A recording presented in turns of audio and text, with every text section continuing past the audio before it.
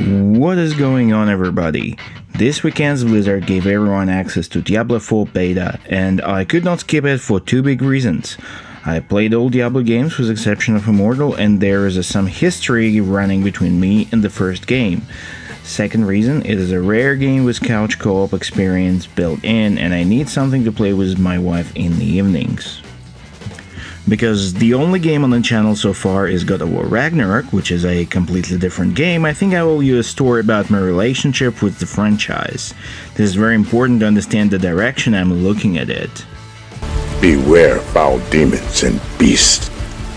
Year 2000, my parents just bought a Pentium 3 PC for work and study, I turned 11 in December, and as one of the presents from one of my friends, I got a Diablo 2 box. Game was on 3 discs, and there was a booklet with some info, and killing demons with badass characters was pretty much what any kid would want. It felt magical. However, magic lasted not for too long. I was very confused with the system where you always start in the city and all monsters are respawned, and because on weekdays I was only allowed to play 15 minutes, most of the time I couldn't even get to the next waypoint. So the only way to advance was weekends where I was allowed to play for 1 hour, so I dropped the game after Act 1. Fast forward a couple of years, my allowance was a little bit increased, I got the Lord of Destruction and finally finished the entire game on normal difficulty with Barbarian. It was fun, but I can't say it ever became something special to me. The only internet I could get those days was dial-up. If you are too young for this shit, it is when the internet goes over a stationary phone line, but in the age before ADSL, it was actually taking over the phone line. It was extremely slow, unreliable, cost fortune because we were paying per minute, and I had to terminate it if my grandma felt like she needed to call her friends. What I'm saying is, playing with friends was not an option back then, and grinding solo never seemed like fun to me, so I actually never experienced quote-unquote the real Diablo 2. Fast forward another couple of years, I'm 14, I started to work as a courier, and I bought myself used Pentium 2 laptop. I don't remember what exactly was the limitation, but it couldn't run Diablo 2. But you know what it could run really well? Diablo 1. There still were limits from my parents on gaming, but since I bought myself a laptop with my hard-earned money, it was only effective during school terms. I got lost in Diablo 1 even though it was already quite an outdated game by 2004. No other game in the franchise gave me the feel that Diablo 1 did. Darkness, mystery. The history of Tristram was so intriguing. I loved how the game was built with only one small village you need and with a couple of shortcuts you can use to get there. Loved simplistic tower approach where the entire game is just descension from the chapel. Though the stakes were high, action never scaled to big wars. It always was one-man battle. Loved simple progression system where you have to get books to learn and improve your skills. Felt more like a roguelike, tone, character, story, and the game that was not built around grinding. And oh well, then we had Diablo 3. Tone is gone completely, art design does not command the green world, lore, environment, nothing in the new Tristram resembles the dark beauty of an old one. And God forbid to notice Noxian. It was absolutely atrocious. Now, it doesn't mean I didn't enjoy Diablo 3, I did, just in a very different way. I played it with friends, it was a nice getaway. In Reaper of Souls I did some grinding, because again, with friends it's okay. Game is not demanding on the skill side, so as we were cleaning the game area by area, we could casually chat most of the time about stuff. Many people were dumping on Diablo 3 leveling system, but I didn't mind, to be honest. I like the idea that player can actually try all the skills, experiment with different builds. Maybe it was a bit too easy to do so, but I much prefer that to extremely strict Diablo 2 options to reset. So this brings us to Diablo 4 Open Beta, and the first thing in the trailer, voices from the hole in the chapel. Nostalgia! The good one, truly. The entire cinematic was very promising. You can say anything about Blizzard, about their decline from the company that used to produce masterpieces, each leaving their own cultural footprint on industry, to the company that survives on recycling same ideas again and again.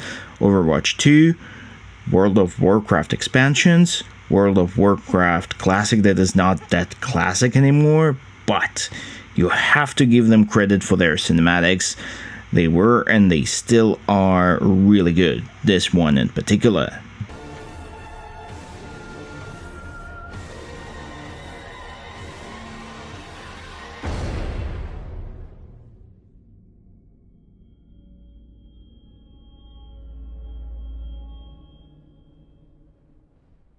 But let's move to the game itself and talk art design. Blizzard nailed it. It looks gorgeous despite the average graphics considering current gen hardware. It feels very Diablo. All the problems of Diablo 3 design were solved. No flashy and bright monsters. World looks dark and grounded. HUD only underscores all of it. I mean, I'm not going to be talking much about it. It is how it has to look. Blizzard obviously listened to feedback and reacted. Job well done. What about story so far? I guess in the end of the day, it will all boil down to evil trying to take Sanctuary over and get rid of angels. And to be fair, it is Diablo. This is what is expected.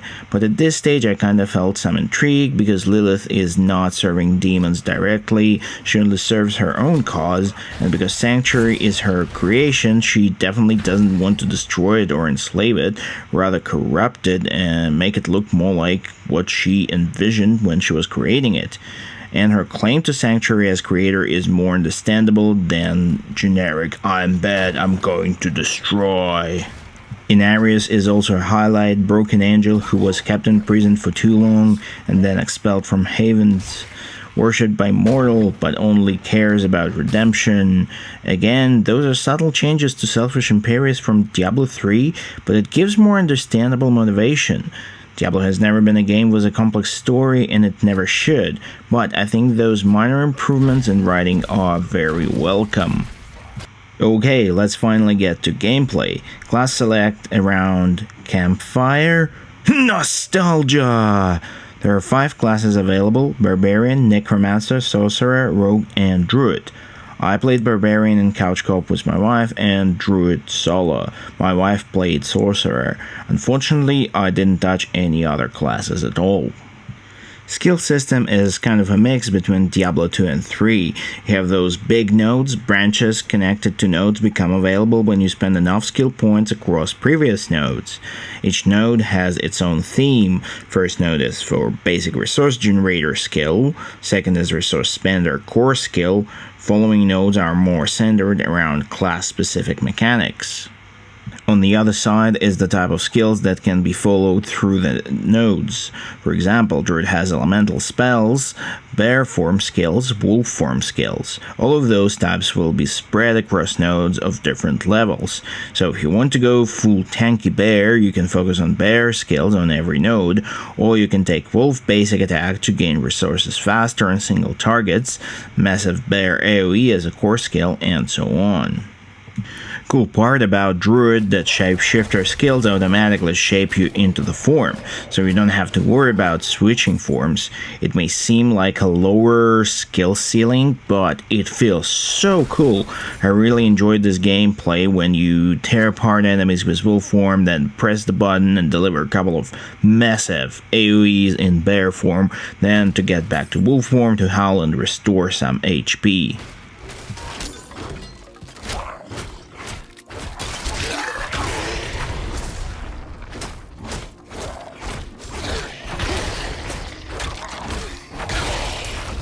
Similarly, it works for Barbarian. Now, when you play Barbarian, you have 3 sets of weapons equipped at the same time: two-handed mace or hammer, two-handed sword or polearm, and dual-wielding set. And skills are specific to weapon type. So, for example, you can have a frenzy as a generator that will use dual-wielding set, then you can take out the hammer for a couple of Hammer of the Ancient blows. Or you can use the skill that bashes with hammer and then spend the rage to whirlwind with the sword. Those seamless weapon swaps feels immensely satisfying. Damn, there is an ultimate passive called Walking Arsenal that increases the damage when you use different weapons. Also worth noting that they have made lots of skills work much earlier in the game, which I believe is a good call.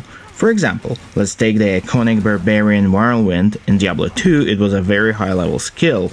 You wait for it almost till Act 4, and when you finally get it, you realize how much of a garbage it is without decent mana on hit stat. Similar on Diablo 3, it was burning through resources fast and was absolutely not worth it till you get the right equipment for it. So in both cases you had to play with different skills till you grind the right item for Whirlwind. In Diablo 4 you can get Whirlwind at level 3 and be able to constantly spin in the larger groups of enemies at level 4. In my opinion, it is a very welcome change. There was nothing special I had met during the demo in terms of monsters. Those are pretty much what you would expect from Diablo. I already mentioned a huge improvement on art design. Those looks a million times better than Diablo 3, mostly slow and weak with occasional elites trying to overwhelm you with numbers. Diablo never was about challenging enemies, but about slashing your way through gazillions of them, about this satisfaction of landing massive AoEs into the larger groups. And I felt like Diablo 4 delivered those larger groups in combination with core skills worked early on. You get this satisfaction much earlier than any of predecessors. There were plenty of dungeons in beta. Mostly they were like regular dungeons you would expect from this game, but sometimes with the boss in the end, what is another great change. I cleaned only a few, but each of them had a decent boss in the end.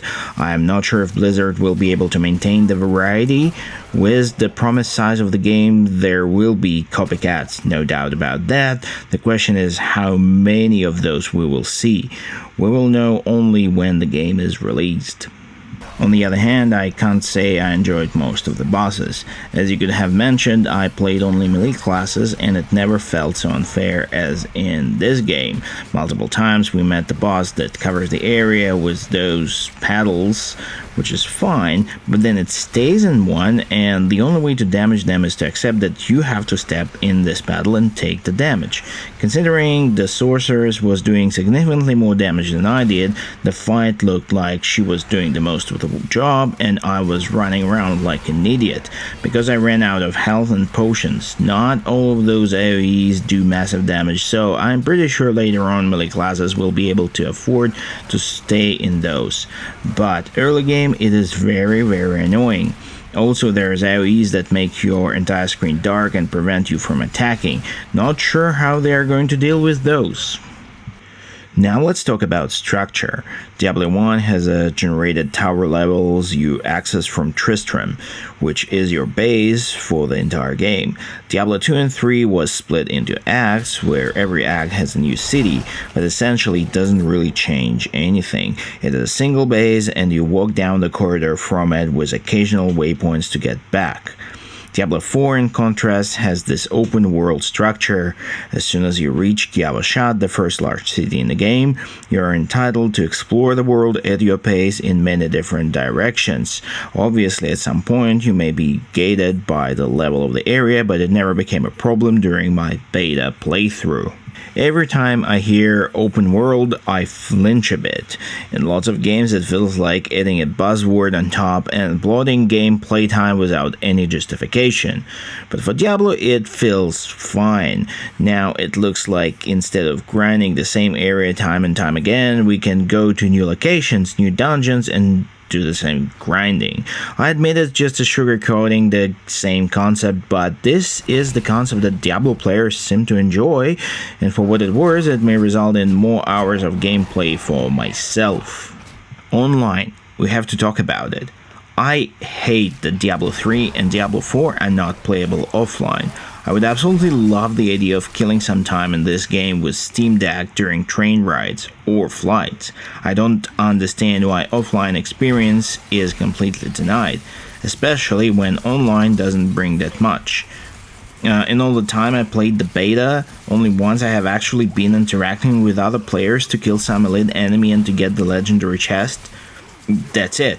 There are world boss events. I never managed to join one, but I'm pretty sure it is not an essential part of the gameplay. I understand it's probably done to maintain leaderboards fair and to prevent people breaking game offline and then breaking all the records. But honestly, I don't care. For me, none of it's worth denying offline play. To the game credit, I need to give some kudos for crossplay and couch co-op. You can crossplay between different platforms, you can couch co-op on consoles, and invite friends from online. This is really good stuff and a great selling point for me.